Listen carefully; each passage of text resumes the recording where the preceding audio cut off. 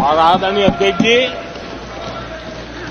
अब हमारी सरकार का तीसरा कार्यकाल भी बहुत दूर नहीं है।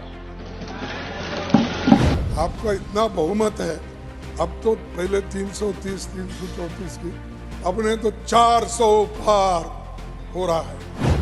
और अब की बार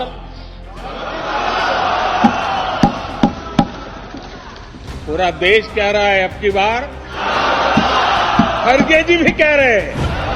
में रखते हुए फिक्स डिपॉजिट तो नहीं है, लेकिन वो कैसे कह सकते दबे के साथ, और शंका भी बता सकते। इसका मतलब क्या, हेराफेरी करने की सारे नापाक मंसूबे तय हो चुके हैं। लोकसभा चुनाव नजदीक है, देश के हर कोने में सियासी हलचल शुरू हो गई है। बीजेपी, कांग्रेस समेत सभी पार्टियों ने तैयारी शुरू कर दी है। ऐसे में पीएम मोदी ने अब की बार 400 पार का दावा कर सियासी गलियारों में हलचलें बढ़ा दी। पीएम के दावे पर विपक्ष को डर सता रहा है कि कहीं ईवीएम के साथ कोई खेला ना हो जाए।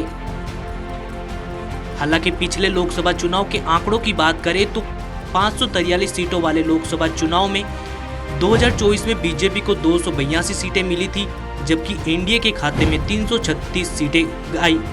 जबकि वहीं 2014 में कांग्रेस को 44 और यूपीए के खाते में महज 60 सीटें गई थी, जबकि अन्य के खाते में 147 सीटें आई। बीजेपी कांग्रेस को छोड़कर अन्य दलों की बात करें तो कुल 217 सीटें गई थी।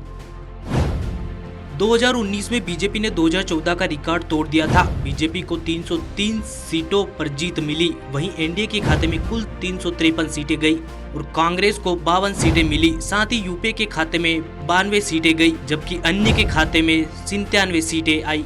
वहीं अगर भाजपा कांग्रेस को छोड़ देखे तो अन्य दलों के खाते में 187 सीटें पहुंची थी।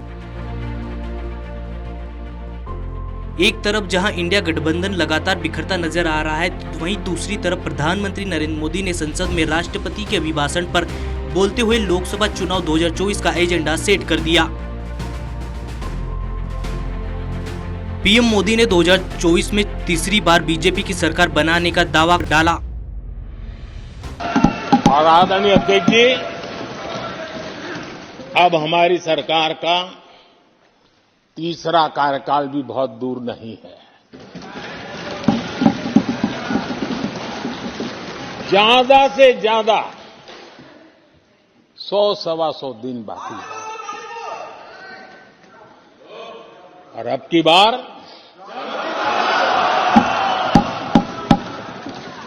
पूरा देश कह रहा है, अब की बार खड़गे जी भी कह रहे हैं। आपका इतना बहुमत है, अब तो पहले 330, 334 की, अपने तो 400 पार हो रहा है।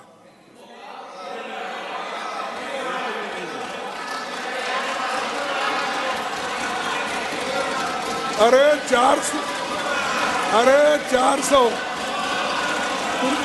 अरे तुम चुन के आओ सर, मेरा दावा है, ये लोग ठहर के चुन के आने दो सब। देखिए, बात यह है कि सबसे बड़ा ये बात है कि चुनाव होने की पहले मोदी जी को कैसे पता लगता है कि 370 आ जाएगी। तो दिखाते हैं कि 370 धारा हटाई, इसका मतलब 370 उनको तोहफा मिलेगी। लेकिन इस तरीके की दावे के साथ कोई बात अगर कहे, इसके मतलब अंदर में कुछ छुपे हुए राज है, जो राज ईवीएम में भी छुपाए गए हैं। मुझे लगता है पहले तो हम सोचते थे कि हाँ या ना, लेकिन जिस दावे के साथ तो कहते हैं उसमें लगता है कि ईवीएम में मोदी जी की कोई हाथ चलेगी। एक के बाद एक सारे हमारा प्रतिष्ठान तो कब्जे में कर ही रहे हैं। अंत में लगता है कि हमारे चुनाव भी और चुनाव का भी मजाक उड़ाया जाएगा ये हिंदुस्तान में। इसीलिए उसी का ही आगाज करते हुए मोदी जी कह रहे हैं कि चुनाव के पहले आम लोगों को अपना मत रखने का पहले देश की एक प्रधानमंत्री की इस तरीके की संख्या की बात कर दे, 370 या 400 पार, तो इसमें लगता है कि आम लोगों की वोट देने की अधिकार बका ही सही तरीके से रहेगा या नहीं रहेगा। मुझे ये बड़ा शंका की पैदा हो रहा है मेरे मन में, क्योंकि कैसे ये बोल सकते। देखो, कोई भी वोट हो, ये हमारा जेब की तो फिक्स डिपॉजिट नहीं है।